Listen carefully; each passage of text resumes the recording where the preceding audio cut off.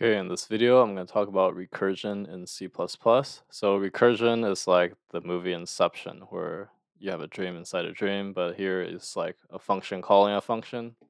So it's good for making some of your code more concise, and you don't have to kind of repeat a lot of the logic where the function is just keep doing what it's going to do until some end condition. So let's go ahead and look at an example. So I will include IO stream here, and then have our main function as usual. And then we will have our recursive function here. I'm going to call void print number.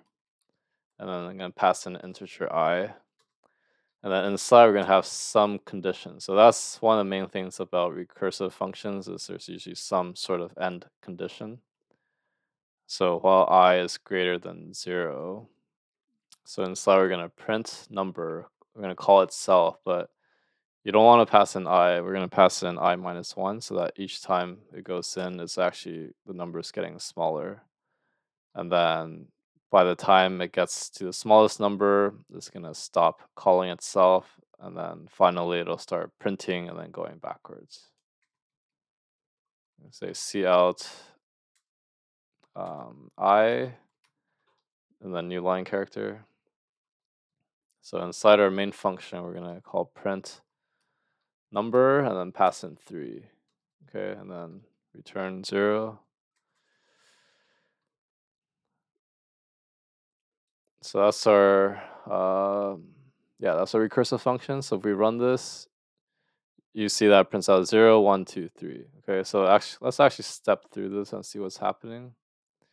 This is correct, but let's just step it through so you can see what this look like.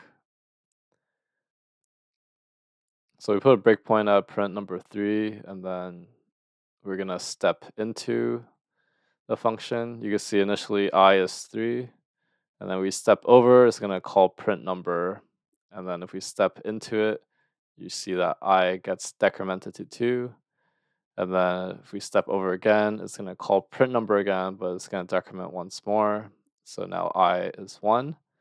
And then if we step over, it's going to be 0. So if we step into I goes to 0.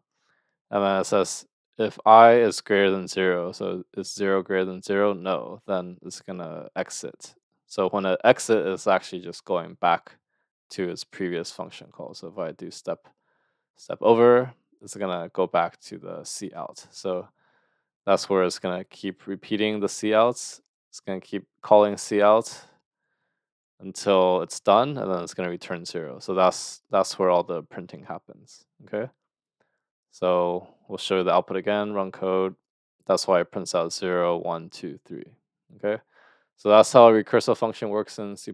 So if you found this video helpful, give it a like and subscribe, and I'll see you in the next one.